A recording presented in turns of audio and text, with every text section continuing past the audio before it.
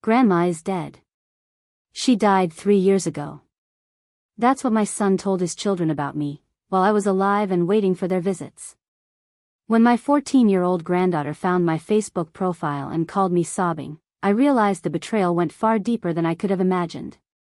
What I uncovered next left me shaking with rage, and the action I took afterwards shattered his carefully constructed lies forever.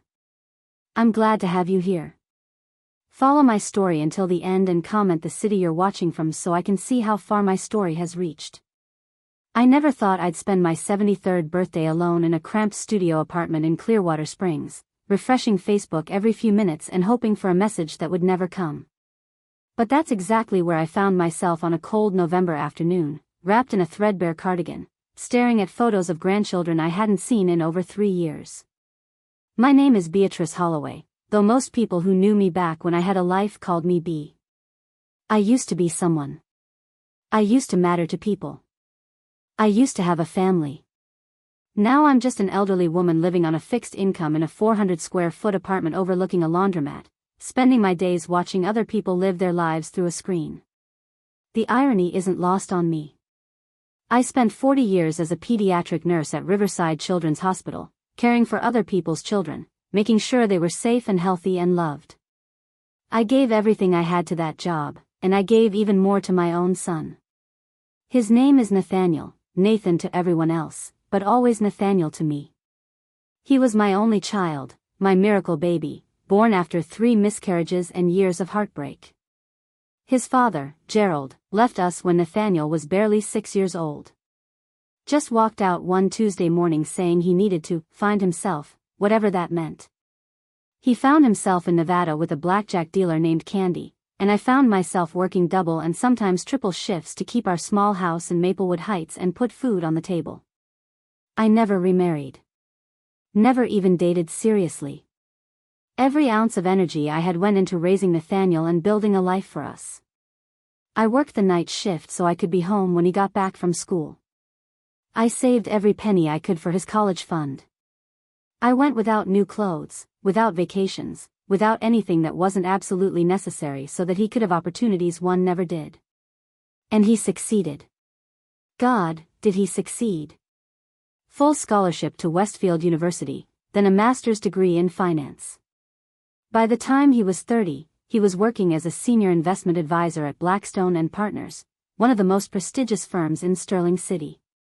He married a woman named Caroline Winters, a kindergarten teacher with a sweet smile and a gentler soul than I'd ever known.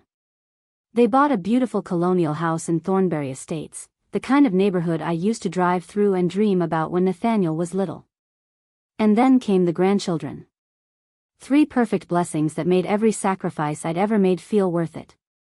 First came Isabella, Bella, we called her. She arrived on a snowy February morning, and I was in the delivery room holding Caroline's hand. When they placed that tiny girl in my arms, with her dark wisps of hair and her grandmother's nose, I wept. I'd never known love like that existed. 3 years later came Lucas. He was a wild child from the start, all energy and laughter and mischief. He reminded me so much of Nathaniel at that age that sometimes it hurt to look at him. And then, 2 years after Lucas, came Chloe. My baby Chloe. She was the calm one, the gentle soul who would sit in my lap for hours while I read to her, her tiny fingers tracing the pictures in the books. For nearly 10 years, I was the happiest I'd ever been. I'd retired from the hospital at 65, and my days revolved around those children. Every Sunday, without fail, the whole family would come to my house for dinner. I'd spend all day Saturday preparing pot roast with roasted vegetables, homemade rolls, apple pie from scratch using my mother's recipe. The house would fill with noise and laughter and the beautiful chaos of family. I taught Bella how to bake.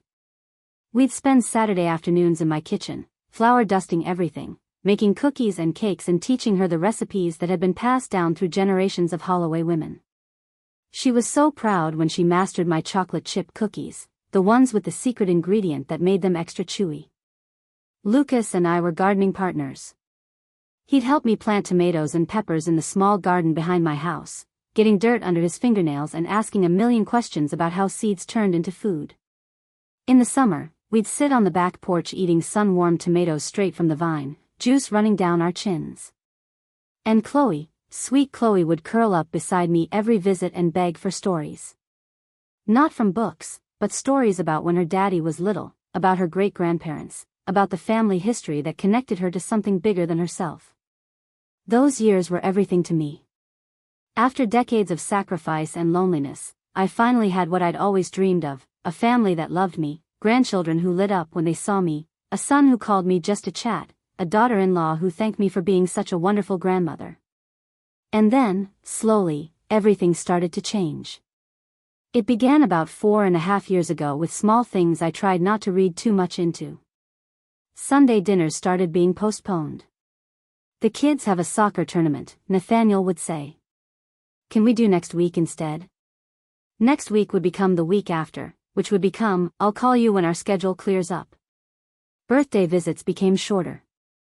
Instead of spending the whole afternoon at my house, they'd stop by for an hour, sometimes less. Nathaniel would check his phone constantly, his jaw tight with impatience.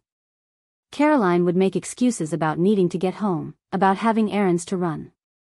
I told myself it was natural. The kids were getting older, busier with school and activities. Nathaniel's career was demanding. Caroline had started working part-time at a private preschool. Of course, they had less free time. I shouldn't be selfish about it. But then the cancellations became more frequent. And when they did visit, there was a tension I couldn't quite identify. Nathaniel would barely make eye contact with me. Caroline seemed nervous, glancing at her husband constantly as if seeking approval for every word she said. The children were still sweet to me, but they'd grown quiet, less spontaneous, as if they'd been coached on how to behave around their grandmother. I remember the last birthday party I attended, Lucas's 9th. It was at their house in Thornbury Estates, one of those big backyard affairs with a bounce house and a face painter. I'd brought my famous 3-layer chocolate cake, the one Lucas had requested every year since he was old enough to talk. When I arrived, Nathaniel met me at the door instead of letting me come in through the back where the party was happening. "Mom," he said, blocking the doorway. "I need to talk to you about something." "Of course, sweetheart. Let me just put this cake in the kitchen, Anne." "Actually, about that." He cleared his throat, not quite meeting my eyes. "Caroline already ordered a cake from Lawrence Bakery. It's this designer thing Bella specifically requested. So we won't need yours." I stood there holding my cake carrier, feeling like I'd been slapped. "But Lucas asked me to make chocolate cake. He asks every year." "Yeah, well, he's 9 now. His tastes are changing." Nathaniel took the carrier from my hands. "I'll just put this in the kitchen. Maybe we can send some home with people." That was the first real warning sign, though I didn't fully recognize it at the time. My cake, the one I'd woken up at 5 a.m. to bake, using ingredients I could barely afford on my fixed income, was unwanted. Unnecessary. An embarrassment, maybe. The party itself was awkward. I sat at a patio table on the periphery of the celebration, watching my grandchildren play with friends I'd never met, watching Caroline chat animately with other mothers while avoiding my eyes, watching Nathaniel work the crowd like he was at a business function rather than his son's birthday party. When it came time for cake, the expensive bakery cake with edible gold leaf and fondant sculptures, Lucas looked around confused. "Where's Grandma Bea's chocolate cake?" he asked loudly enough for everyone to hear. "This is your cake this year, buddy," Nathaniel said quickly, his voice tight. 3 layers with cookies and cream filling. Way better than regular chocolate cake. I saw Lucas's face fall. Saw him open his mouth to protest. And then saw Caroline lean down and whisper something in his ear that made him go quiet and nod reluctantly. I left early that day, claiming a headache. No one tried very hard to convince me to stay. After that, things deteriorated rapidly. The Sunday dinners stopped completely. My phone calls went to voicemail more often than not. Text messages were answered with brief, impersonal responses hours or sometimes days later, busy with work. Kids have homework. Talk later. I tried reaching out to Caroline directly, thinking maybe woman to woman we could address whatever was wrong. But her number had been changed, and when I asked Nathaniel about it, he said curtly that she'd gotten a new phone and was only giving the number to immediate family. Immediate family. As if I wasn't. I sent birthday cards to the children with $20 bills inside, more than I could really afford, but I wanted them to know I was thinking of them. The cards came back marked "Return to sender, addressee unknown." They'd moved, apparently, and no one had told me. When I tried to find out their new address, Nathaniel snapped at me. "We need privacy, Mom. We'll give you the address when we're ready." That was almost 4 years ago. I never got the address. The last time I saw my son in person was 3 years and 2 months ago. It was a chance encounter at a Walgreens pharmacy in Clearwater Springs. I was picking up my blood pressure medication when I spotted him in the greeting card aisle. My heart leaped at the sight of him. It had been months since we'd had any real communication, and I'd been so worried, so confused about what I'd done wrong. "Nathaniel." I called out, my voice embarrassingly eager. He turned, and the expression that crossed his face, that brief, unguarded moment before he composed himself, was something I'd never seen directed at me before. It was irritation. No, more than that. It was something closer to disgust. "Mom." He glanced around the aisle as if checking whether anyone had witnessed our connection. "What are you doing here?" "I live here," I said, trying to laugh even though my chest had gone tight. "In Clearwater Springs. I moved here after I sold the house, remember? I told you about the apartment." But I could see from his face that he didn't remember. That he hadn't been listening when I'd told him about having to sell the house in Maplewood Heights because I couldn't afford the property taxes anymore on my pension. That he hadn't registered that his mother was now living in a studio apartment in a part of town where the paint peeled and the sirens wailed at night. "Right," he said vaguely. "The apartment." I stepped closer, reaching out to touch his arm. "Nathaniel, sweetheart, I've been trying to reach you. You haven't returned my calls in weeks. Is everything okay? How are Caroline and the kids?" He stepped back from my touch like it burned him. "We're fine. Just busy. I miss them so much. I miss you. It's been so long since I've seen the children, and they're growing up so fast. I was thinking maybe I could come by for dinner this weekend. I'll bring something, you won't have to, we're not available this weekend." "Okay, well, next weekend then? Or maybe just an afternoon. Even an hour would be, Mom." His voice had gone hard and cold. "We're busy. The kids have activities. School. Things. We just don't have time for visits right now." The words hung in the air between us, sharp and cutting. I felt tears starting to burn behind my eyes, but I blinked them back. I wouldn't cry. Not here in this fluorescent-lit pharmacy with strangers browsing the aisles around us. "I don't understand," I said quietly. "What did I do wrong? Why are you shutting me out? If I said something or did something that upset you, please just tell me so I can apologize and fix it." Something flickered across his face then. Guilt, maybe. Or the ghost of the boy who used to run to me with his problems, who used to call me his best friend, who used to tell me he loved me every single day. But then his phone buzzed in his pocket. He pulled it out, glanced at the screen, and his expression closed off completely. "I have to go," he said. "I'll call you when we have more time. We'll set something up." "Nathaniel, please." But he was already walking away, his expensive shoes clicking against the linoleum, his designer suit jacket swinging with each stride. He didn't look back. I stood there in the greeting card aisle, my medication forgotten, tears finally spilling down my cheeks while a tinny voice over the intercom announced a sale on paper towels. That was the last time I saw my son. The last time I heard his voice was a brief phone call 6 weeks later.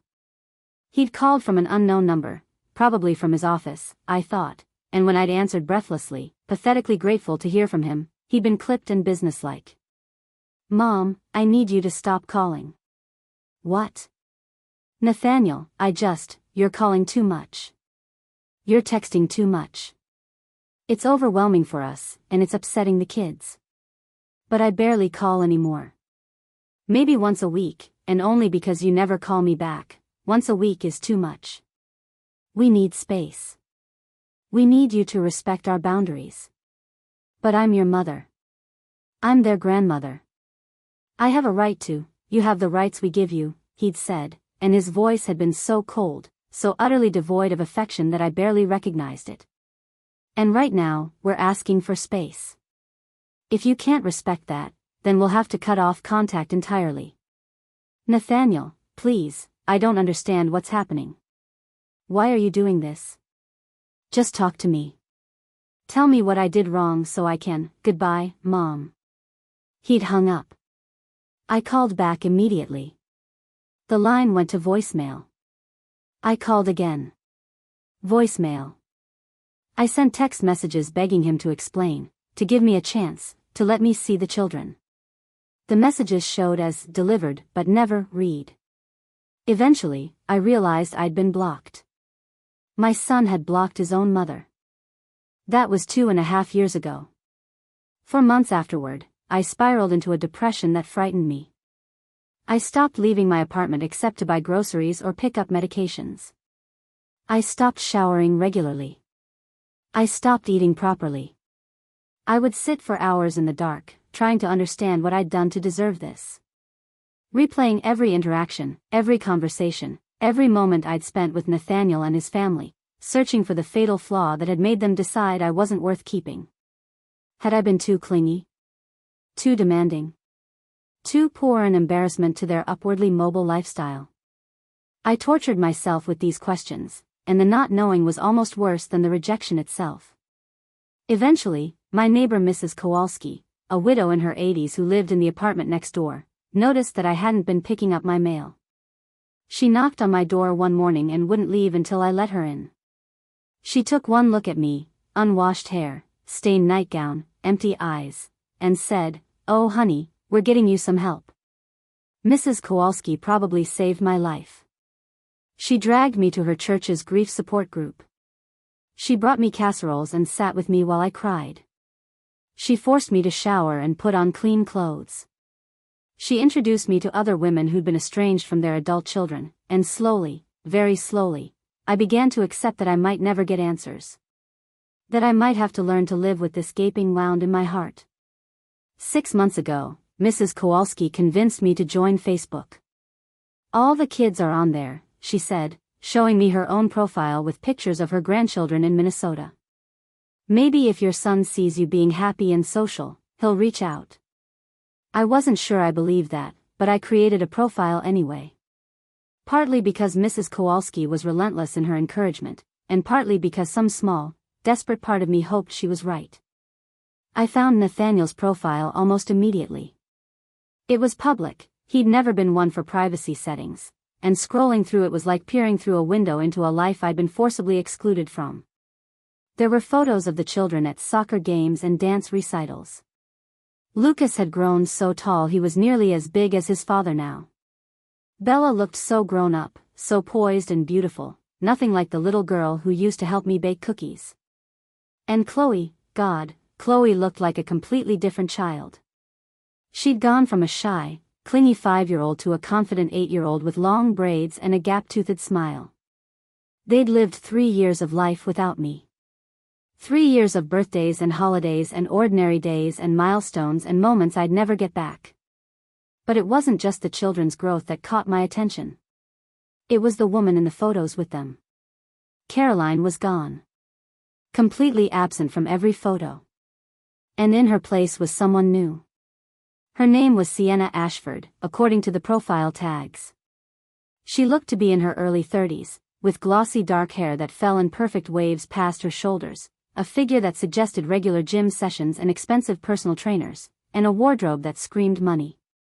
Designer sunglasses, tailored blazers, shoes I recognized from magazines as costing more than my monthly rent. She was in dozens of photos on Nathaniel's page. Standing next to him at what looked like a charity gala, his arm around her waist. Sitting at a restaurant table with the children, laughing at something Lucas was saying. At the beach in a white linen dress, Chloe holding her hand. At someone's backyard party, deep in conversation with Bella. She was in family photos. She was in casual everyday photos. She was everywhere Caroline used to be. At first, I told myself there had to be a reasonable explanation. Maybe Caroline had taken the photos. Maybe Sienna was a sister or a close friend. Maybe I was jumping to conclusions. But then I started reading the comments on the photos. And the caption Nathaniel had written on various posts. Under a photo of Sienna helping Lucas with what looked like a school project, so grateful to have someone who cares about the kids as much as she does. We're blessed. Under a photo of all of them at a fancy restaurant, celebrating 2 years with this amazing woman. The kids have adjusted better than I ever hoped. Here's to our future together. 2 years. He'd been with Sienna for 2 years, which meant he'd started seeing her while still married to Caroline. Which meant my son had had an affair. He'd blown up his marriage, devastated his wife, disrupted his children's lives, and replaced Caroline with a woman young enough to be his sister. And somehow, in all of this, I had become collateral damage. But the post that nearly stopped my heart came from about 18 months ago. It was a photo of Nathaniel and Sienna at what looked like an upscale brunch spot, champagne glasses raised in a toast. The caption read, "New beginnings deserve celebration. The past is behind us, and we're focused on building something beautiful." The kids are resilient, and they're adjusting to life without certain toxic influences. Sometimes family is who you choose, not who you're born to. The comments section was full of supportive messages. Friends praising Nathaniel for his strength. Colleagues congratulating him on his fresh start. And then I saw a comment that made me drop my phone. It was from someone named Jennifer Carmichael. "The kids are so lucky to have Sienna. I know losing their grandmother was traumatic, but you're all healing together. Beautiful to see." Losing their grandmother. My hands were shaking so badly I could barely pick up my phone. I scrolled frantically through more posts, my vision blurring with tears, searching for context. And then I found it. A post from exactly 3 years ago, right around the time Nathaniel had told me to stop calling. Right around the time my world had fallen apart. The post was simple. No photo, just text, "Sad day for our family. Had to have a difficult conversation with the kids about Grandma Beatrice passing away after a long illness. Isabella and Lucas are struggling with the loss. Chloe is too young to fully understand. We're leaning on each other and taking it day by day. Thank you to everyone who's reached out with condolences." 163 comments. People expressing sympathy. Sharing their own stories of loss. Offering to bring meals or help with the children. Praising Nathaniel for handling such a difficult situation with grace. My obituary, written by my own son while I sat alone in my apartment wondering why he wouldn't return my calls. I sat there on my sagging couch, staring at that post until the words blurred together. He'd told them I was dead. He'd told his children, my grandchildren, that their grandmother had died. He'd killed me off. Mourned me publicly. Accepted condolences and casseroles and sympathy cards. And then he'd just moved on. Built a new life with his mistress, created a new family unit, raised my grandchildren to believe I was gone. Why? What had I done that was so terrible, so unforgivable, that I deserved to be erased from existence? I scrolled back through years of posts, searching for any clue, any mention of conflict or problems between us. But there was nothing. Just a gradual disappearance of any reference to me, and then that final post announcing my death. I spent the rest of that day and most of the night going through Nathaniel's social media, taking screenshots, reading comments, trying to piece together the narrative of my own fictional death. I found posts from Caroline's family, her parents and siblings, that suggested the divorce had been bitter. References to betrayal and heartbreak. Photos of Caroline with the children that had been posted and then deleted. Evidence of a custody battle. And through it all, Sienna Ashford, positioned as the hero of the story. The woman who'd stepped up to help traumatized children cope with their grandmother's death and their parents' divorce. The woman who was patient and kind and exactly what this broken family needed. I was the villain in this narrative. The toxic influence they'd had to cut out. The source of problems that were never specified or explained. And I was dead. So I couldn't defend myself. Couldn't tell my side. Couldn't exist except as a cautionary tale about what happens when you let the wrong people into your children's lives. By the time the sun came up on that terrible night, I had cried myself empty. I sat at my small kitchen table, staring at my phone, at the evidence of my erasure, and I felt something I hadn't felt in years. I felt angry. Not sad. Not confused. Not desperate for answers. Just pure, clarifying rage. My son had stolen 3 years from me. 3 years of watching my grandchildren grow. 3 years of birthdays and holidays and ordinary moments. 3 years of being a grandmother, which was the only identity I had left that meant anything. And he'd done it based on a lie. A calculated, deliberate lie that he'd told not just to his children, but to the entire world. I was trying to figure out what to do with this anger, how to channel it into something productive, when my phone rang. The number was unfamiliar. Local area code, Sterling City, where Nathaniel and the children lived. I almost didn't answer. But something, intuition, hope, fate, made me pick up. Hello? My voice came out rough, raw from crying. There was breathing on the other end. Heavy, emotional breathing. And then a young voice, shaking and tearful, Is this Beatrice Holloway? My heart stopped. I knew that voice. Even after 3 years, even deeper and more mature than I remembered, I knew it. Yes, I whispered. This is Beatrice. Who is this? A sob broke through the line. It's Bella. It's Isabella.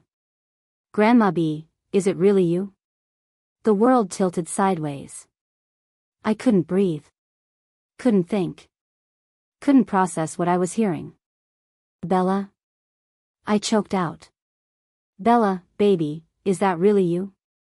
Oh God, she sobbed. Oh God, you're alive. You're really alive. Dad said, he told us you died. He said you had a heart attack and died in your sleep and we couldn't even go to the funeral because it would be too traumatic and, Grandma, why? Why would he say that? I was crying too hard to answer. My granddaughter. My first grandchild. The little girl who used to help me bake cookies and who used to tell me she wanted to be just like me when she grew up. She thought I'd been dead for 3 years. I don't know, sweetheart, I finally managed through my tears. I don't know why he would say that. But I'm here. I'm alive. I've been here the whole time, wondering why you stopped visiting, why you stopped calling. I thought you didn't want me anymore. We thought you were dead. Bella's voice rose with anguish. We thought you were gone. I cried every night for months. Lucas wouldn't talk about you at all, it hurt him too much. And Chloe barely remembers you now because she was so little. Grandma, we've been grieving for you. Missing you. And you were alive the whole time? Each word was a knife to my already shredded heart. How did you find me? How did you know to call? I found your Facebook, Bella said, her words tumbling out fast. I was looking through Dad's friend list because I wanted to find pictures of you. Pictures from when you were alive, because I'm 14 now and I was starting to forget what you looked like. And I found your profile and it said you were active and posting things and at first I thought it had to be fake, or someone pretending to be you, or maybe just someone with the same name. But then I looked at your photos and it was really you, Grandma. Really you. You posted about your book club last week and about Mrs. Kowalski's birthday party. Mrs. Kowalski had made me post those things. She'd said it was good for me to document my life, to stay connected even if I felt isolated. I'd thought it was pointless at the time. Now I realized it had saved me. Where are you right now? I asked, trying to get my emotions under control. Are you safe? Does your father know you're calling me? I'm at my friend Ashley's house. Dad and Sienna think I'm working on a group project for school. They can't know about this, Grandma. They can't know I found you. Why not? Though I already knew the answer. Already understood that whatever Nathaniel had done, whatever lie he'd built his new life on, he wouldn't want it exposed. Because. Bella's voice dropped to barely a whisper. Because of what Sienna said last month. We were having dinner and Lucas mentioned you. He said he wished you could see how good he'd gotten at baseball because you used to come to all his games. And Sienna got this really scary look on her face and said, your grandmother was a bitter, jealous woman who tried to destroy this family. She made her choices, and we made ours. Some people don't deserve to be remembered. The words hit me like a physical assault. Bitter. Jealous. Tried to destroy this family. What? I could barely get the word out. Bella, what is she talking about? I would never try to hurt your family. You're my family. I know. Bella was crying again. I know, Grandma. But Dad just sat there and didn't say anything. He didn't defend you. He didn't correct her. He just nodded. Like he agreed with her. My hand tightened around the phone until my knuckles went white. Bella, sweetheart, I need you to listen to me carefully.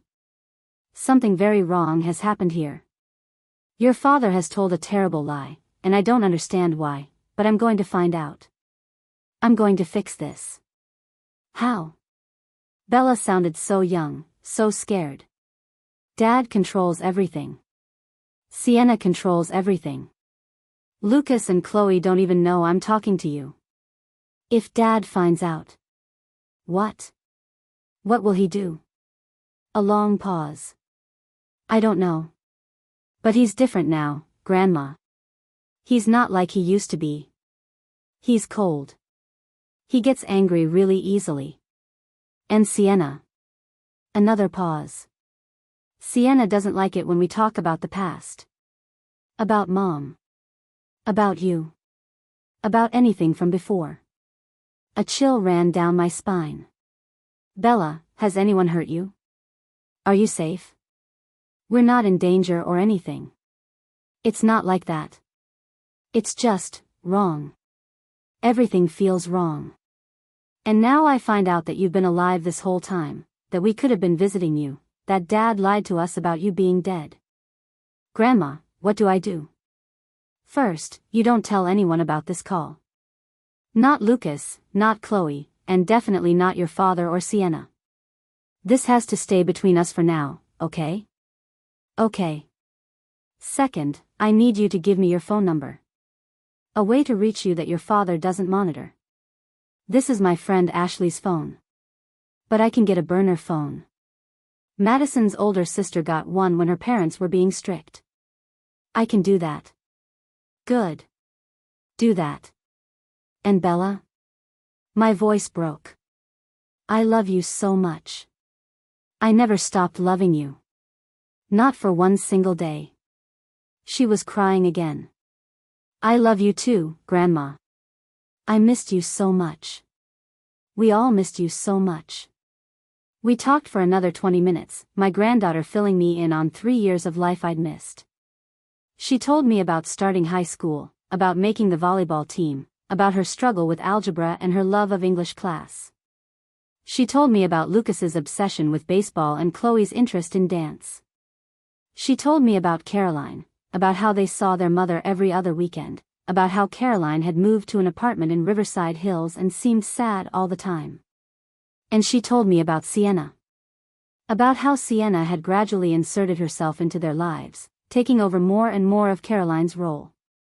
About how Sienna insisted they call her by her first name but corrected them if they said Mom's house instead of Caroline's house, as if she was trying to erase the very concept of their mother. About how Sienna monitored their social media, their friend choices, their activities. About how nothing they did was ever quite good enough. She's not mean exactly, Bella said carefully. She never yells or anything. But she makes these comments that make you feel bad about yourself. Like last week I was excited because I got an A- on my English paper, and she said, that's wonderful, though of course Nathaniel's daughter should be aiming for straight A's.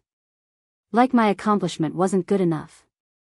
My hands were shaking with rage by the time Bella had to hang up.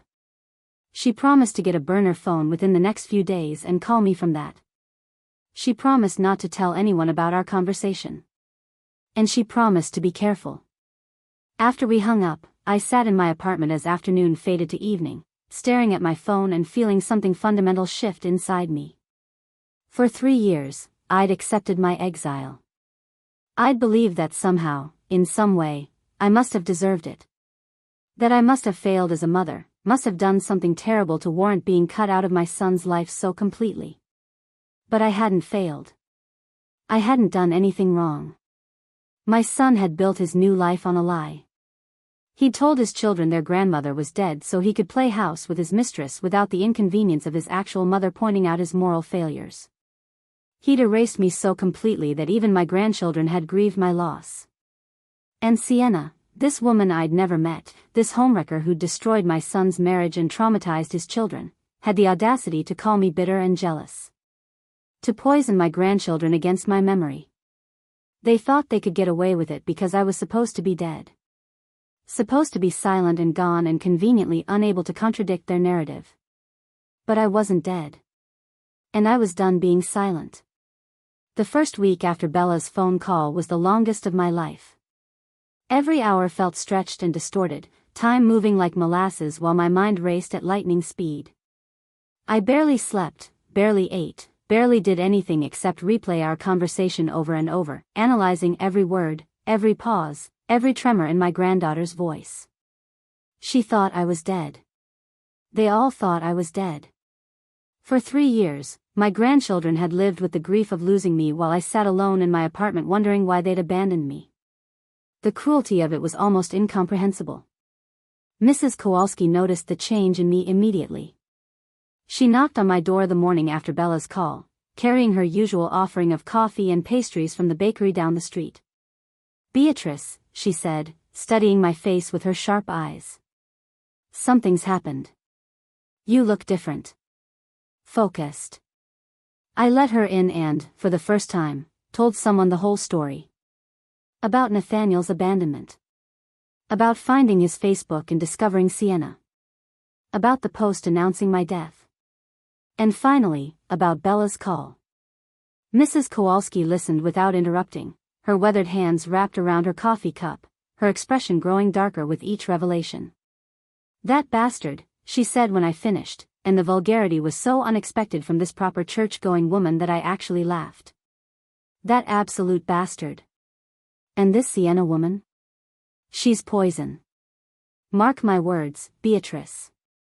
A woman who steals another woman's husband and then poisons children against their own grandmother? That's evil. I don't know what to do," I admitted. Part of me wants to drive to their house right now and confront Nathaniel. Demand answers. Make him look me in the eye and explain how he could do this to his own mother. And the other part? The other part is terrified. What if showing up makes things worse? What if he turns the children against me completely? What if he convinces them I'm some crazy old woman who won't accept that they've moved on? Mrs. Kowalski reached across the table and gripped my hand. "Then you be smart about this. You gather information. You document everything. And you make sure that when you do confront him, you have all the ammunition you need." She was right, of course. Rushing in emotionally would only give Nathaniel the upper hand. He was a financial advisor. He made his living being strategic and calculating. If I was going to face him, I needed to be equally prepared. So I waited. And while I waited, I started digging. Over the next few days, I became an investigator of my own life's destruction. I created a timeline, starting from the moment things had begun to change and working forward. I documented every canceled visit, every unreturned phone call, every brief and unsatisfying interaction. I took screenshots of every Facebook post, every comment, every piece of evidence that showed Nathaniel's constructed narrative. I also started researching Sienna Ashford. It wasn't hard to find information about her.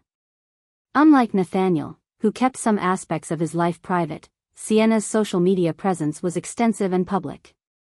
Her Instagram account alone had over 15,000 followers. She presented herself as a lifestyle influencer, posting carefully curated photos of her life with Nathaniel and the children. Expensive restaurants, designer clothes, exotic vacations. And always, the caption variations on the same theme: grateful, blessed, living her best life, thriving, choosing happiness. Her bio described her as an entrepreneur and life coach, though I couldn't find any actual business or credentials associated with these claims. What I did find, after some deeper searching on Google, was more troubling. Sienna Ashford had been married before. To a man named Marcus Reeves, a real estate developer in Harbor Point, about 2 hours north of Sterling City. The marriage had lasted 3 years before ending in what appeared to be a contentious divorce. I found the divorce records through a public records search site that cost me $29.95, money I could barely afford, but this was worth it. The documents were revealing. Marcus Reeves had accused Sienna of financial improprieties and deliberate alienation of family relationships. He'd sought sole custody of their 2-year-old daughter, claiming Sienna was an unfit mother. The custody battle had been brutal, according to the court documents. Marcus's family had filed statements describing Sienna as manipulative and emotionally abusive. His mother had written a particularly damning affidavit claiming that Sienna had systematically isolated Marcus from his family, convincing him that his parents were toxic and controlling. In the end, Sienna had retained primary custody, but Marcus had gotten generous visitation rights. The final divorce decree included a clause that Sienna was not to prevent Marcus's family from having contact with their granddaughter. I stared at that last line for a long time, my heart pounding. Sienna had a pattern. She'd done this before, convinced a man to cut off his family, positioned herself as the only person he needed, built a narrative where anyone who questioned her was toxic or jealous or trying to destroy their happiness. She'd done it to Marcus Reeves. And now she was doing it to my son. But why target me specifically? What had I done to threaten her? I was still pondering this when my phone buzzed with a text from an unknown number. Grandma? It's Bella. I got the burner phone. Can you talk? I called immediately, my hands shaking with eagerness and fear. Hi, sweetheart, I said when she answered. Are you somewhere safe? I'm at the library. Dad thinks I'm studying for my history midterm. Her voice was steadier than it had been during our first call, but I could still hear the underlying tension. I've been thinking about everything. About what you said about something being wrong. And I started paying more attention to things at home. What kind of things? The way Sienna talks about you. The way Dad reacts when your name comes up. I've been testing it, kind of. Like yesterday at dinner, I said I'd been thinking about my childhood and asked Dad if he remembered the chocolate chip cookies you used to make. The ones with the secret ingredient. My heart clenched. What did he say? He got really quiet. And Sienna said, let's not dwell on the past, Isabella. It's not healthy to live in nostalgia. But Grandma, I saw Dad's face. He looked guilty. Like I'd caught him doing something wrong. Did he say anything? Not then. But later, after dinner, he came to my room. He sat on my bed and said, I know you miss Grandma B. I miss her too. But she's gone, and we have to accept that and move forward. Sienna's right that it's not healthy to keep looking backward. And then he just left. Like he couldn't get out of my room fast enough. I pressed my hand to my chest, trying to steady my breathing. Bella, I need to ask you something. When did your father tell you I had died? Do you remember the exact conversation? There was a long pause. It was 3 years ago. February, I think. We'd just gotten home from school, Lucas and me. Chloe was at daycare. Dad was sitting in the living room, and he looked really serious. He said he had sad news and that we needed to sit down. What exactly did he say? He said that you'd been sick for a while. That you'd had a heart condition we didn't know about because you didn't want us to worry. And that you'd died peacefully in your sleep the night before. He said the doctors had done everything they could, but sometimes these things happen to older people. Each word was like acid in my veins. The detail. The specificity. The carefully constructed lie. Did he explain why you couldn't go to the funeral? He said it was going to be a small, private service. That you'd wanted it that way. That seeing you in a casket would be too traumatic for us, and that you'd told him specifically that you didn't want us to remember you that way. He said you'd want us to remember you alive and happy. I had to bite my lip to keep from screaming. Nathaniel had thought of everything. He'd covered every question, every potential doubt, every loose end that might make the children suspicious. What about your mother? What did Caroline say about all this? Another pause. That's the weird thing, Grandma. Mom wasn't there when Dad told us. They were already fighting a lot by then. We could hear them arguing at night even though they tried to be quiet. And when I asked Mom about you later, she got this really strange look on her face and said, "Your father will explain everything when you're older." She knew, I breathed. Caroline knew I wasn't dead. You think so? I know so. Your mother's not cruel, Bella. If she'd really thought I was dead, she would have comforted you. She would have shared memories with you. She wouldn't have deflected like that. So Dad lied and Mom just went along with it. I don't think she went along with it willingly. I think by that point, your father had already started his affair with Sienna.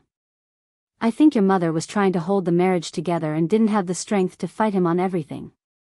Or maybe he threatened her somehow. Told her he'd make things difficult in the divorce if she contradicted his story. I could hear Bella processing this, her breathing quick and shallow on the other end of the line. Grandma, what are you going to do? That was the question I'd been asking myself for days. What was I going to do? I couldn't just show up at their door. Nathaniel would slam it in my face and probably tighten his control over the children even more. I couldn't call him, he'd blocked my number. I couldn't email, I tried that months ago and gotten no response. I'm not sure yet, I admitted. But I think the first step is talking to your mother. Caroline knows the truth. If I can get her to tell me what really happened, why Nathaniel cut me out, then I'll have a better understanding of what I'm dealing with. Mom lives in Riverside Hills now. In the Oakmont apartment complex on Chestnut Street. She's there most weekends when we're with Dad. Does she know you're in contact with me? No. I haven't told anyone. Just like you said. Good. Keep it that way for now. And Bella? Thank you. Thank you for being brave enough to find me. Thank you for not accepting their lies. I love you, Grandma. Her voice cracked. I never stopped loving you. Even when I thought you were dead, I never stopped. After we hung up, I sat for a long time staring at the address Bella had given me. Caroline. My former daughter-in-law. The woman who'd been pushed out of my son's life just as I had been. The woman who knew the truth. It took me 2 days to work up the courage to make the drive to Riverside Hills. I borrowed Mrs. Kowalski's car, my own had broken down 6 months ago and I couldn't afford to fix it, and drove the 45 minutes to the address Bella had given me. The Oakmont apartments were nicer than my building in Clearwater Springs, but not by much.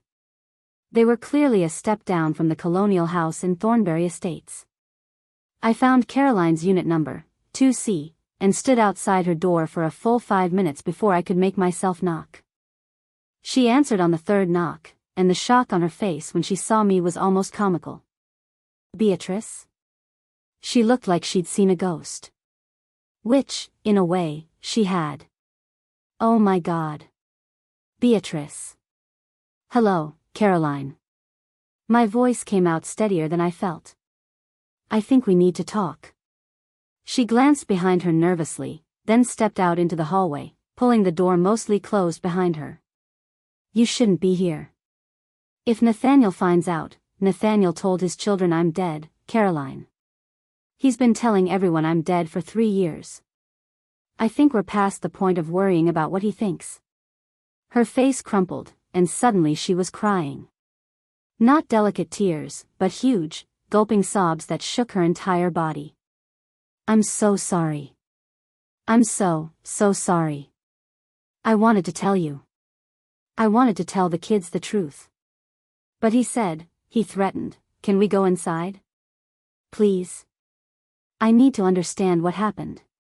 She hesitated, then nodded, opening the door fully and leading me into her apartment. It was small but tidy, decorated with photos of the children and artwork they'd made over the years.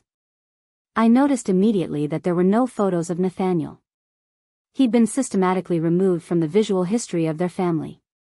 We sat in her small living room, and Caroline made tea with shaking hands. When she finally settled across from me, she looked like she'd aged 10 years since I'd last seen her. When did it start? I asked gently. The affair with Sienna? Caroline's laugh was bitter. Which time? What do you mean? Sienna wasn't his first affair. She was just the one that stuck. Caroline wrapped her hands around her tea mug like it was the only thing keeping her grounded. The first time I caught him cheating was 5 years ago. A woman from his office. He swore it was a mistake, that it would never happen again, that he loved me and wanted to save our marriage. Did you tell anyone? Just my parents. And you know what's funny? Nathaniel convinced me not to tell you. He said you'd judge him, that you'd never forgive him, that it would destroy our relationship with you. He made me feel like protecting you from the truth was the loving thing to do. She laughed again, that same bitter sound. I was protecting you, and the whole time he was planning to erase you completely. When did he meet Sienna? About 4.5 years ago. She was a client.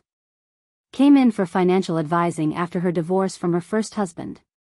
She had a settlement and wanted investment guidance. Caroline's jaw tightened. Within 3 months, they were having an affair. Within 6 months, she was coming to our house for dinner parties, becoming friends with me, playing with my children. All while sleeping with my husband. The timeline clicked into place in my mind.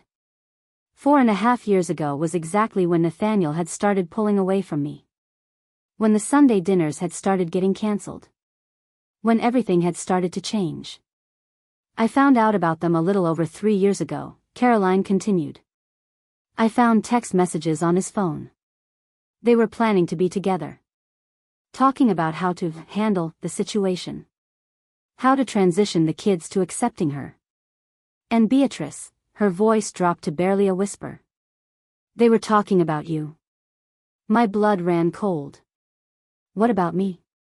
Sienna said you were a problem. That you were too involved in the kids' lives, too controlling, too judgmental. She said that if they were going to build a life together, they needed to establish clear boundaries. And Nathaniel, he agreed. He said he'd been thinking the same thing. That you'd been smothering him for years. That you were overbearing and manipulative, and that one of the benefits of starting fresh with Sienna would be not having to deal with your interference anymore. The words hit me like physical blows. My son. My son, whom I'd raised alone, whom I'd sacrificed everything for, had called me smothering and overbearing and manipulative. That's not true, I said, my voice shaking. I wasn't any of those things. I gave him space. I never judged him. I never tried to control his life. I know. Caroline reached across and squeezed my hand. I know, Beatrice. But Sienna needed you to be the villain in their story.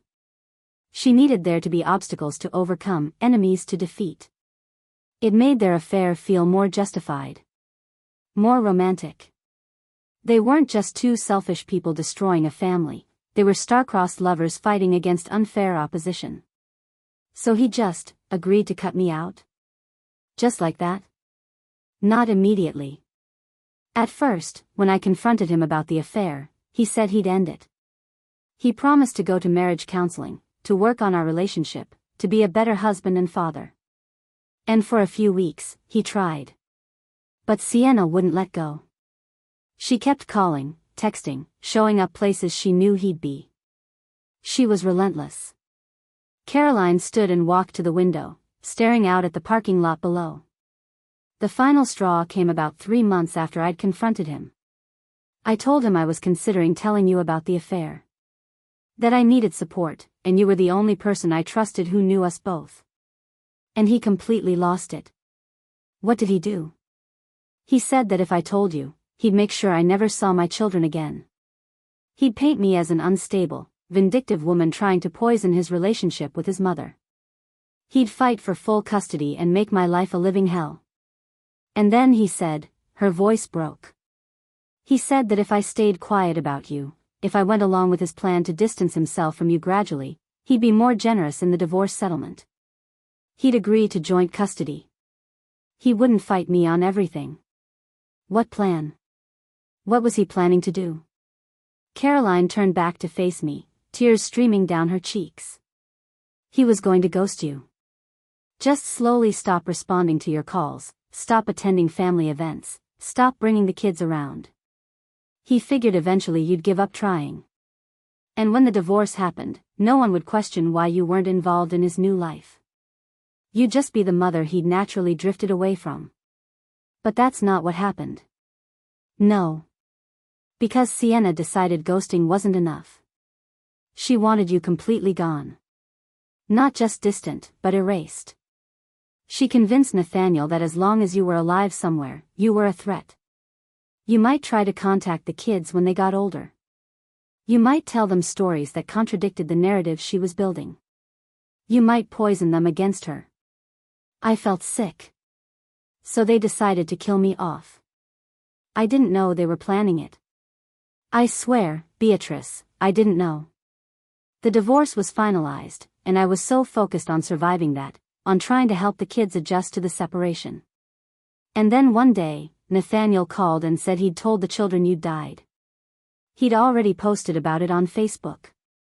He'd already accepted condolences from friends and colleagues. It was done. Why didn't you tell them the truth? Because by then, I had no power left, Caroline said, her voice hollow. The divorce settlement gave him primary custody during the school year. I only got every other weekend and 6 weeks in the summer. He had most of the decision-making authority.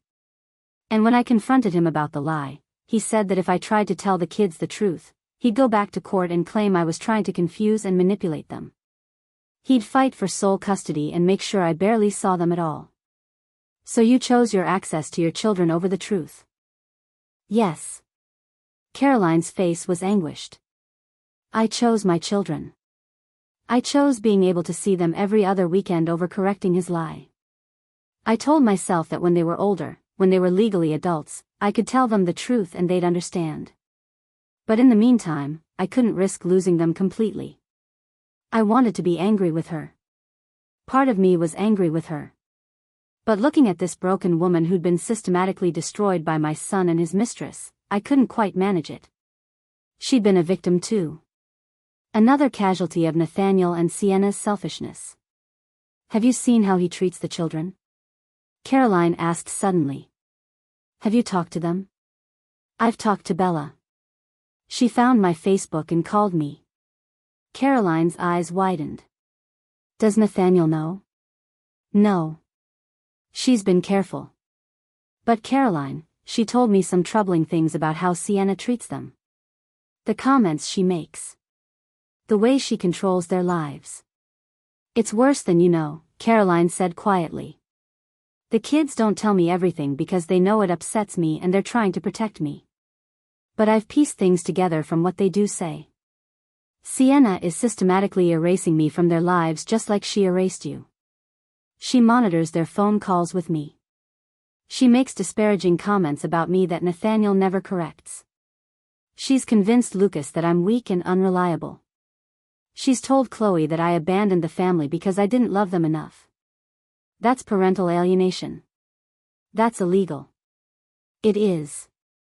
But proving it is nearly impossible, especially when the children are too scared or confused to speak against their father in court. And my lawyer says that bringing it up would likely backfire.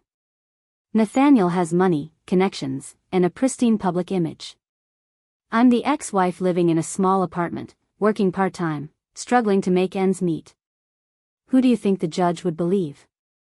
We sat in silence for a long moment, two women destroyed by the same man for the same reason. We'd both become inconvenient to his new life. I need to confront him, I said finally. I need to look him in the eye and ask him how he could do this. Caroline grabbed my hand, her grip desperate. Beatrice, no. You don't know what he's like now. He's not the man you raised. Sienna has changed him. Or maybe she just brought out something that was always there. Either way, confronting him will only make things worse. Worse than being dead? Worse than having my grandchildren grieve for me while I sit alone in an apartment wondering what I did wrong? He'll find a way to hurt you more. He'll twist everything. He'll make you look crazy or desperate or vindictive. He has all the power here, and he knows it. Then I'll take away his power, I said, standing up. Thank you for telling me the truth, Caroline. I know it wasn't easy. What are you going to do? I'm going to give my son a choice. He can either come clean about his lies and allow me back into my grandchildren's lives, or I'm going to make sure everyone knows exactly what kind of man he really is. Beatrice, I'm done being silent. I'm done accepting my erasure.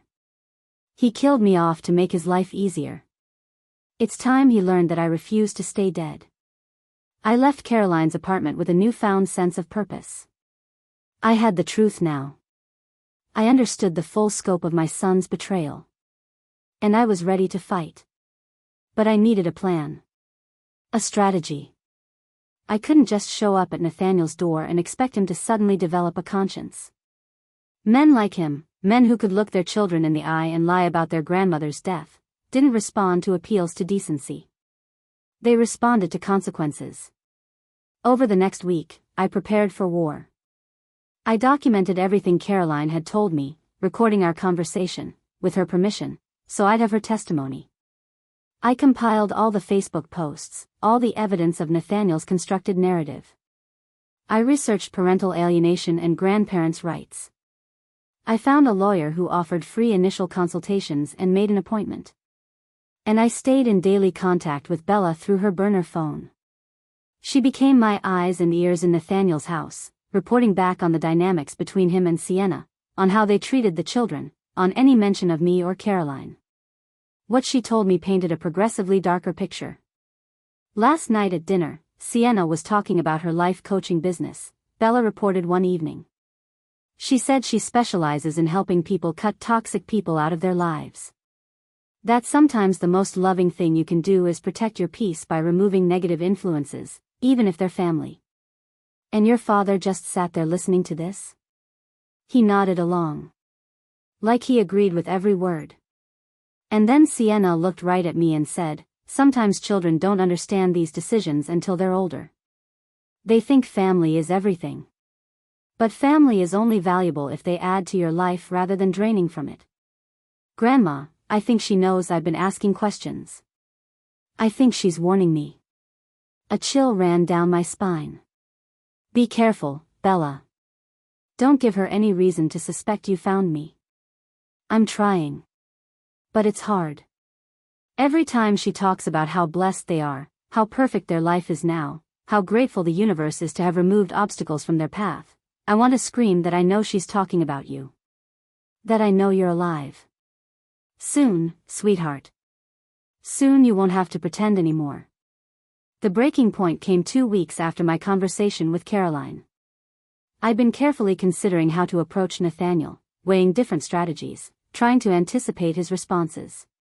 I'd even drafted several versions of a letter I might send, though each one felt inadequate to capture the enormity of his betrayal. Then Bella called me, and I could tell immediately that something was very wrong. She was crying so hard she could barely speak. Grandma, she sobbed. Grandma, you have to do something.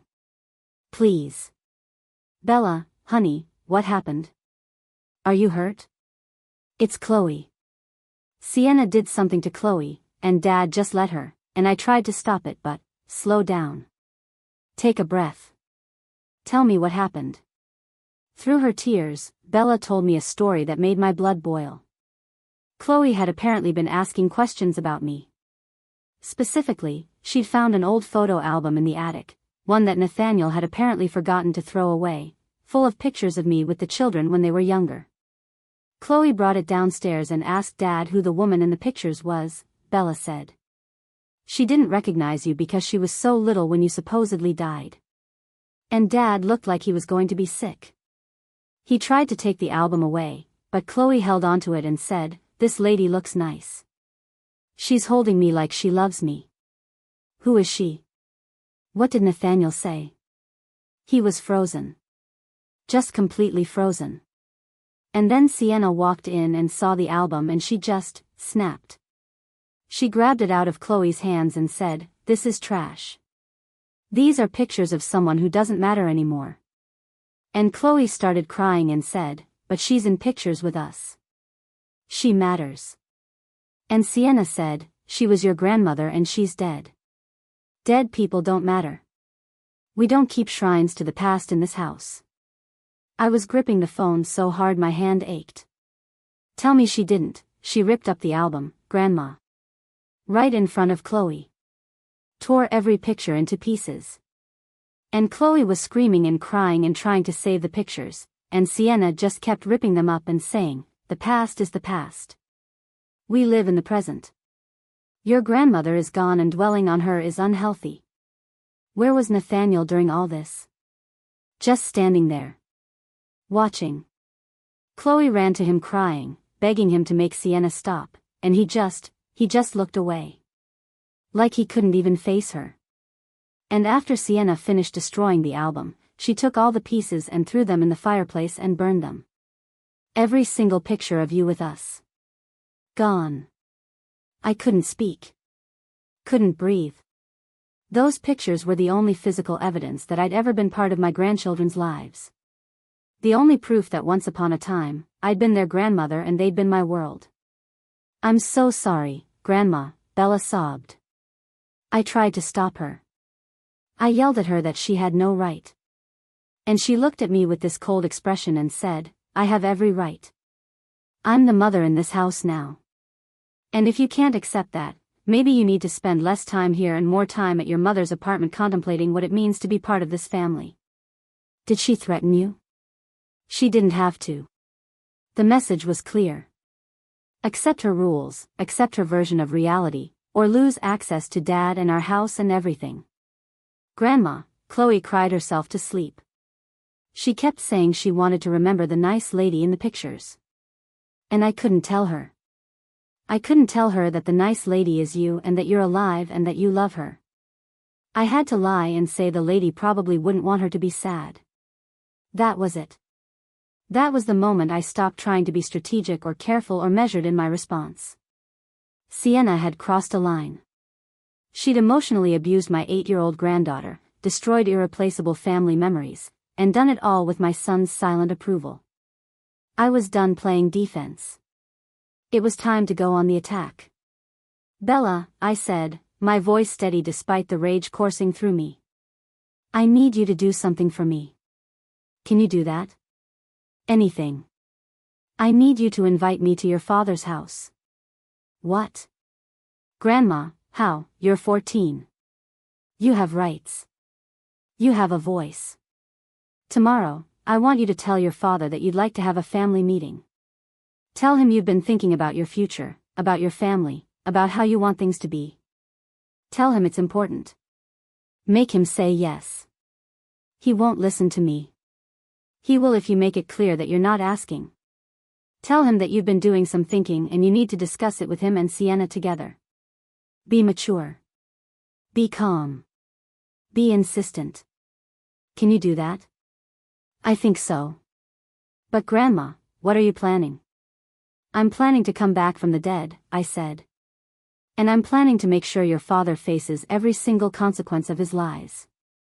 The next 24 hours were the longest of my life. After I hung up with Bella, I sat in my apartment trying to control the trembling in my hands, the rage that threatened to consume me entirely. Mrs. Kowalski found me like that, staring at nothing, my coffee long since gone cold. "Beatrice?" She sat down beside me, her weathered hand covering mine. "What's happened now?" I told her everything. About Chloe and the photo album. About Sienna destroying the only physical evidence of my existence in my grandchildren's lives. About my plan to crash whatever family meeting Bella could arrange.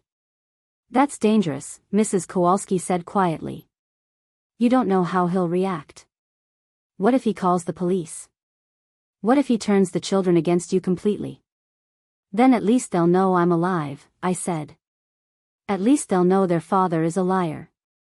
Right now, they're living in a completely fabricated reality where I'm dead and Sienna is their savior. I'm done letting that continue. Mrs. Kowalski studied me for a long moment. You need witnesses. You need people who can verify what happens, who can testify if things go badly. What do you mean? I mean you don't go alone. You bring people. You bring Caroline, she already knows the truth. You bring me if you need someone else. You make sure that whatever happens, there are witnesses to the truth. She was right. I called Caroline that evening. I'm going to Nathaniel's house, I told her. Bella is setting up a family meeting, and I'm going to attend. Uninvited. Unexpected. Undead. There was a long silence on the other end of the line. Beatrice, are you sure? This could go very badly. It's already gone badly. My granddaughter watched that woman destroy the only pictures she had of me. My son stood by and let it happen. I'm done being careful. I'm done protecting his feelings. Are you willing to come with me? To stand up and tell the truth in front of your children? Another pause. Then, yes. God help me, yes. They deserve to know the truth. All of them. The next morning, Bella texted me from her burner phone, meeting set for tonight. 7 p.m., Dad agreed. He thinks I want to talk about college plans and future goals. He doesn't suspect anything. I spent the day preparing. I printed out everything I'd compiled, the Facebook posts announcing my death, the screenshots of Sienna's manipulative comments, the timeline documenting Nathaniel's abandonment. I put it all in a folder that I held like a shield. Mrs. Kowalski insisted on coming too. You need all the support you can get, she said. Besides, I want to see the look on that bastard's face when his dead mother walks through the door. Caroline picked us up at 6:30. She looked terrified but determined, her hands gripping the steering wheel so tightly her knuckles were white. The kids don't know I'm coming, she said as we drove toward Thornbury Estates. Nathaniel is going to lose his mind when he sees me there. We're not supposed to have any contact outside of custody exchanges. Good, I said grimly. Let him lose his mind. Let him feel a fraction of the chaos and fear he's put us through. The house in Thornbury Estates was exactly as I remembered it from the photos on Facebook. Large, imposing, perfect. The kind of house that screamed success and stability. The kind of house that hid terrible secrets behind its pristine facade. We parked on the street rather than in the driveway. I wanted to be able to leave quickly if necessary. As we approached the front door, my heart was pounding so hard I thought I might be sick. Ready? Caroline asked, her hand hovering over the doorbell. Ready, I said. She rang the bell. Because you were in the way. Sienna's control finally snapped entirely. You were always in the way.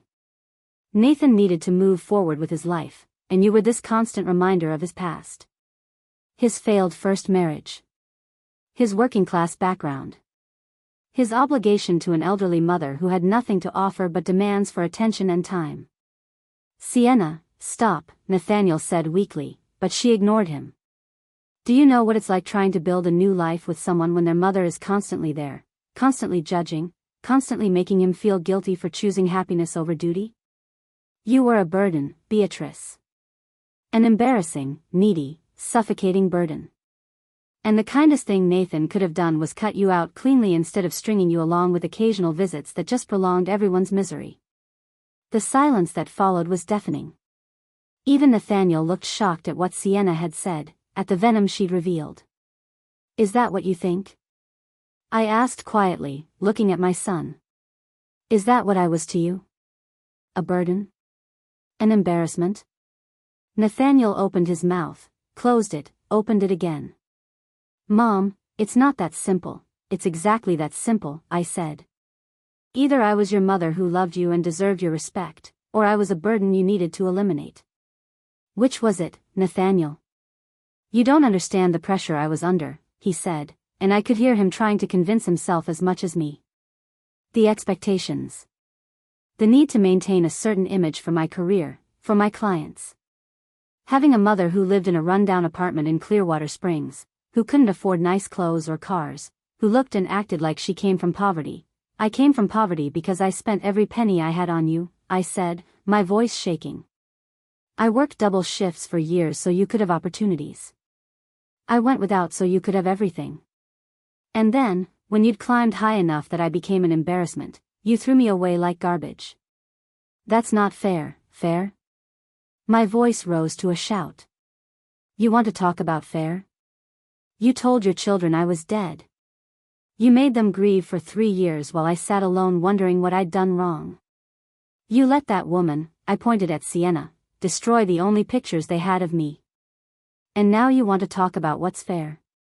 Grandma, Lucas said, his voice small and scared. Is it true? Did Dad really lie about you being dead?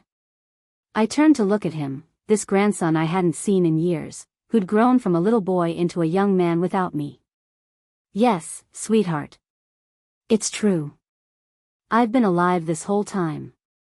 I've been living in Clearwater Springs, going to my book club, having dinner with my neighbor Mrs. Kowalski, and missing you every single day. But why? Lucas looked at his father, betrayal written across his young face. Why would you lie about something like that? I was trying to protect you, Nathaniel said, but his voice lacked conviction. I was trying to give you a clean break instead of confusing you with complicated adult situations. That's bullshit, Bella said. You were protecting yourself. You didn't want us asking questions about why we never saw Grandma anymore. You didn't want us accidentally running into her somewhere and exposing your lies. So you killed her off and moved on with your new perfect life. Bella, you don't understand. I understand perfectly. Bella was fully crying now. I understand that you chose her, she pointed at Sienna, over everyone. Over Mom. Over Grandma. Over us.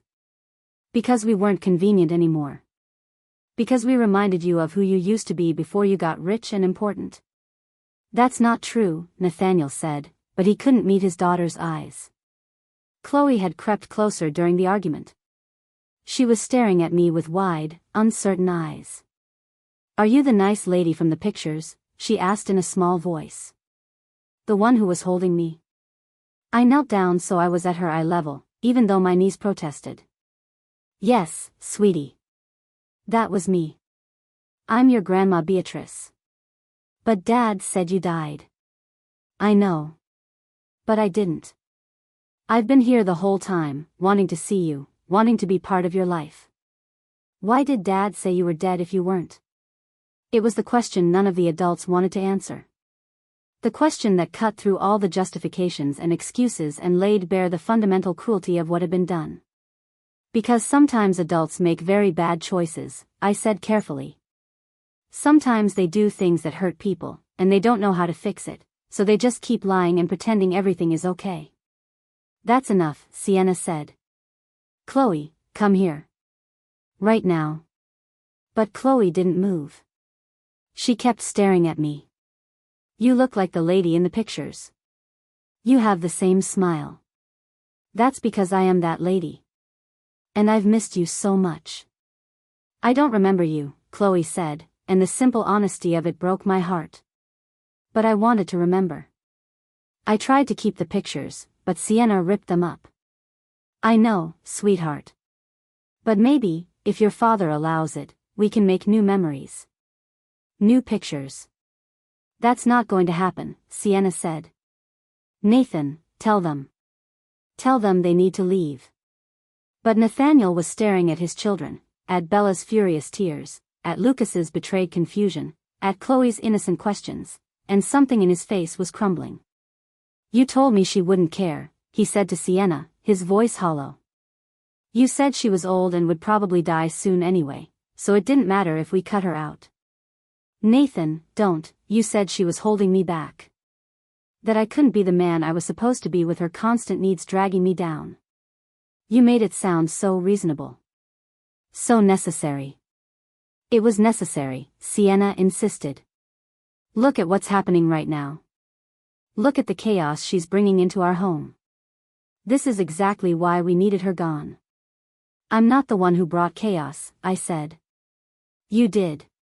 The moment you started an affair with a married man. The moment you convinced him to abandon his mother. The moment you built your relationship on lies and manipulation. How dare you judge me, Sienna spat. You know nothing about me or what Nathan and I have together. I know you're the kind of woman who destroyed another woman's marriage and then tried to erase her children's grandmother, I said. I know you're the kind of woman who rips up family photos in front of an 8-year-old child. That tells me everything I need to know about you. Get out, Sienna said, her voice venomous. Get out of our house right now or I'm calling the police. Call them, Caroline said suddenly. Please. Call the police. I'd love to explain to them how my ex-husband faked his mother's death and has been engaging in parental alienation for 3 years. I'd love to have it all documented in an official police report. Sienna's face went pale. You wouldn't dare. Try me, Caroline said. I've been silent for 3 years because I was afraid of losing my children. But I'm done being afraid. The truth needs to come out, and if it takes a police report to do it, so be it. Nathan, Sienna turned to him desperately. Tell them to leave. This is our home. You're the one with primary custody. You have the right to determine who has access to the children. But Nathaniel was looking at Bella, who was still crying. At Lucas, whose face showed the beginning of understanding about what his father had done. At Chloe, who was still standing near me, drawn to this grandmother she couldn't quite remember. Dad, Bella said, her voice thick with tears. How could you do this to us? How could you make us think Grandma was dead? Do you have any idea how much that hurt? How many nights I cried myself to sleep missing her? I thought I was protecting you, Nathaniel said weakly. You were protecting yourself, Lucas said, and the disgust in his voice was clear. Bella's right. You just wanted to erase the past so you could have your new perfect life with Sienna. And you didn't care who got hurt. That's not, Nathaniel started, but he couldn't finish the sentence. Because it was exactly what he'd done. Mrs. Kowalski, who'd been silent throughout the confrontation, finally spoke up. I've been Beatrice's neighbor for 2 years. I've watched her cry over her lost family. I've held her hand while she struggled with depression because she thought she'd somehow failed as a mother. I've seen what your lie did to her. And now I'm seeing what it did to these children. Young man, you should be ashamed of yourself. Who the hell are you? Sienna demanded. I'm a witness, Mrs. Kowalski said calmly. I'm someone who can testify in court, if it comes to that, about the emotional damage your lies have caused. I'm someone who knows the truth. And I'm someone who isn't afraid of you or your threats. This is insane, Sienna said, but I could hear the panic creeping into her voice. Nathan, do something. This is our home. Our family. You can't let these people just barge in here and, they're not, these people, Lucas said. That's our grandmother. And that's our mother. They're more our family than you are. The words hit Sienna like a physical blow. Her carefully constructed facade cracked completely, and beneath it I saw not strength or confidence but desperation. She'd built her entire life around being the woman who'd saved Nathaniel, who'd given him a fresh start, who'd become the perfect substitute for the messy, complicated family he'd left behind. And now that family was standing in her living room, refusing to stay buried. Fine, Sienna said, her voice brittle. Fine. You want to blow up everything we've built? Go ahead. But don't expect Nathan to just welcome you all back with open arms. Don't expect him to choose you over me. I'm not asking him to choose, I said. I'm asking him to tell the truth. I'm asking him to acknowledge what he did and give his children back their grandmother. Everyone turned to look at Nathaniel. He stood in his expensive house, surrounded by the evidence of his success, caught between the woman who'd helped him build his new life and the family he'd destroyed to get there. For a long moment, he said nothing.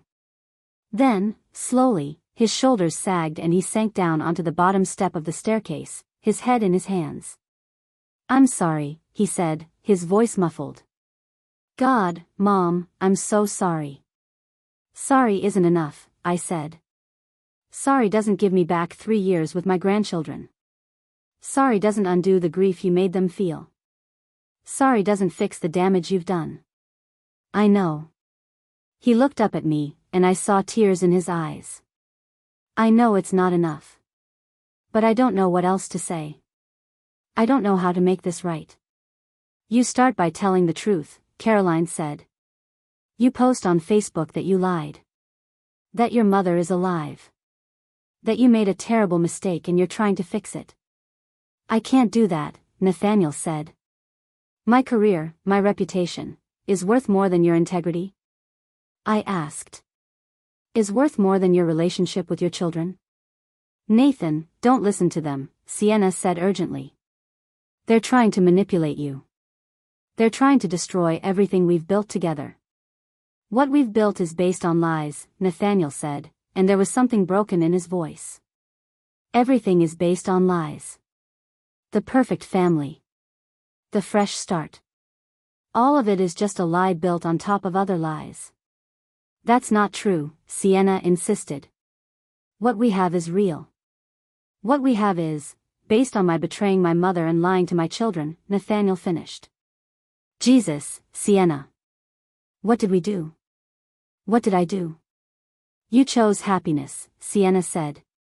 "You chose to move forward instead of being dragged down by obligation and guilt." "I chose wrong," Nathaniel said quietly. "I chose to be the kind of man I never wanted to be. The kind of man who abandons his mother. The kind of man who lies to his children.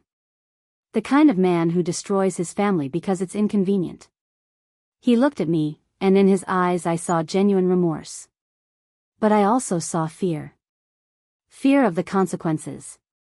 Fear of losing his perfect life. Fear of having to face what he'd done. "What do you want me to do?" he asked. "Tell me what you want and I'll try to make it right." I took a deep breath. "I want you to tell your children the truth. All of it. Why you cut me out. Why you lied about my death. I want you to apologize to them for the grief you caused. And I want you to give me back my place in their lives. I want regular visits. I want to be at their birthdays and holidays. I want to be their grandmother again. And if I do that? If I try to make this right? Will you forgive me?" The question hung in the air. It was the question I'd been asking myself since Bella first called me. Could I forgive my son for what he'd done? Could I forgive 3 years of abandonment and lies and erasure? "I don't know," I said honestly. "Right now, I'm too angry and hurt to think about forgiveness. But maybe someday. If you prove that you really have changed. If you show your children that integrity matters more than convenience. Maybe then we can talk about forgiveness." Nathaniel nodded slowly, wiping at his eyes. Okay. Okay. I'll do it. I'll tell the truth." "Nathan, no," Sienna said, panic clear in her voice now. "You can't. Think about what this will do to your career. Think about what people will say." "I don't care anymore," Nathaniel said. "I'm tired of lying. I'm tired of pretending. I'm tired of being the kind of person who could look his own mother in the eye and cut her out of his life." "If you do this, I'm leaving," Sienna said. "I'm not going to stay and watch you destroy everything we've built because of some misplaced guilt." Nathaniel looked at her for a long moment.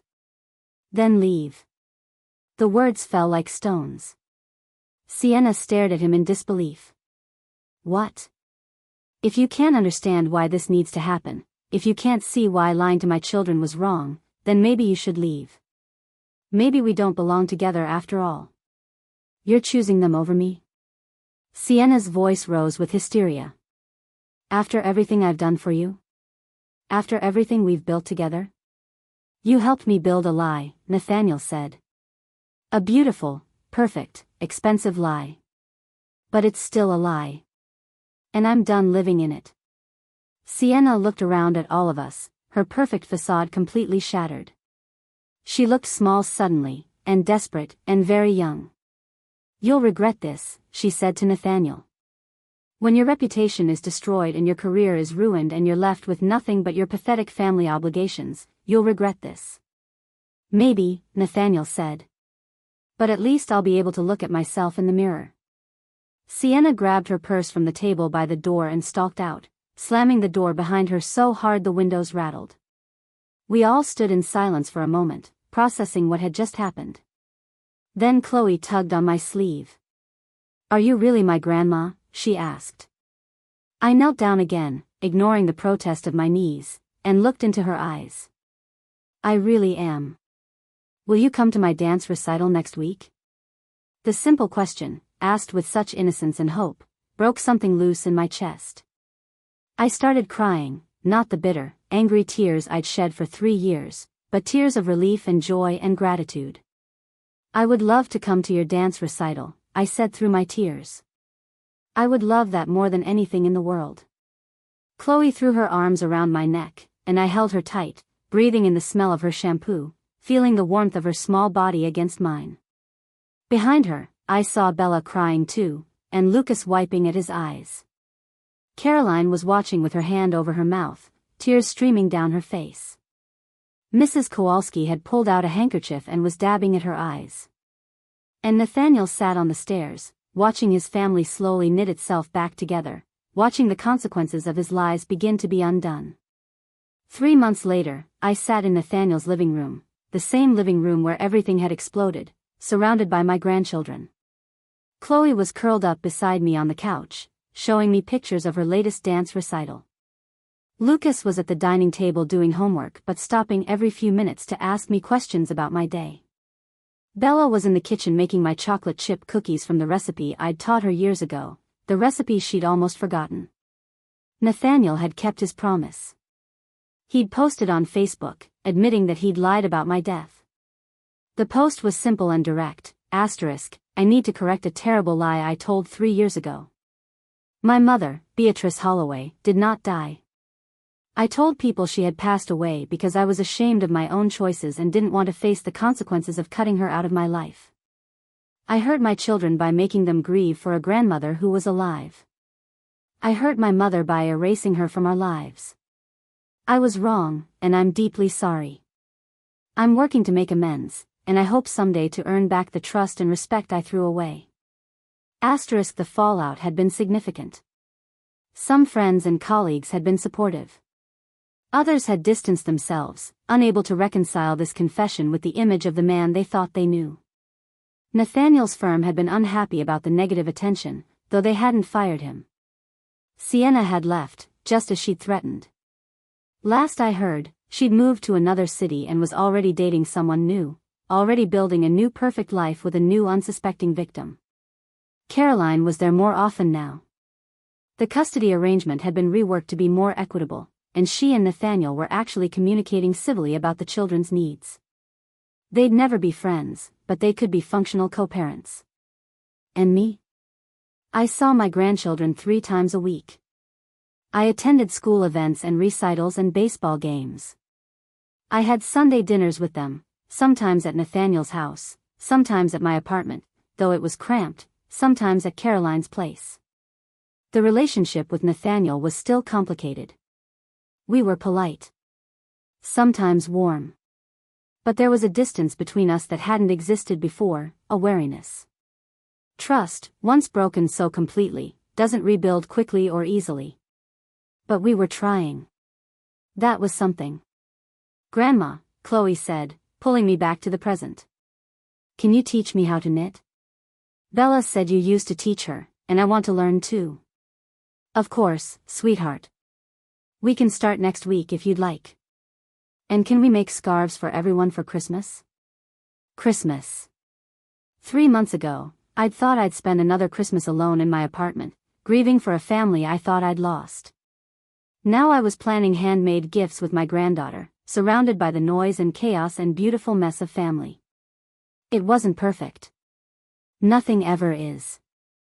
The hurt from those 3 lost years would probably never fully heal.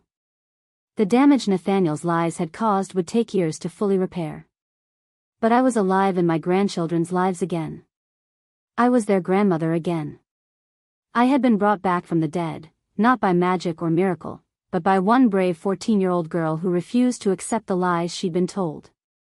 Bella came out of the kitchen carrying a plate of still-warm cookies. She handed one to me first, watching anxiously as I took a bite. "Perfect," I said, and I meant it in more ways than one. Absolutely perfect. She beamed, and in that moment, surrounded by my grandchildren, in my son's house, eating cookies made from my mother's recipe, I felt something I hadn't felt in years. I felt like I belonged. I felt like I was home. 1 year later, Bella sent me a Facebook message with a link to an article. It was about parental alienation and grandparent rights, published in a family psychology journal. At the end, there was a case study that I recognized immediately. Though the names had been changed, the details were unmistakably ours. The article concluded, "This case demonstrates the profound impact of parental dishonesty on family systems and the resilience of familial bonds when truth is finally restored."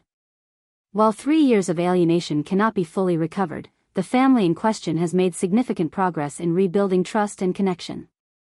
The grandmother, now 74, reports regular contact with all 3 grandchildren and describes their relationships as healing, though forever changed. The father has sought therapy to address the underlying issues that led to his choices. The children, now in therapy themselves, are working through the complex emotions of grief, betrayal, and ultimately reconnection. This case reminds us that while lies can fracture families, truth, however painful, has the power to begin the healing process. I read the article 3 times, tears streaming down my face. Not tears of sadness this time, but tears of gratitude. Because I was no longer dead. I was alive. I was here. I was Grandma B again. And that was everything.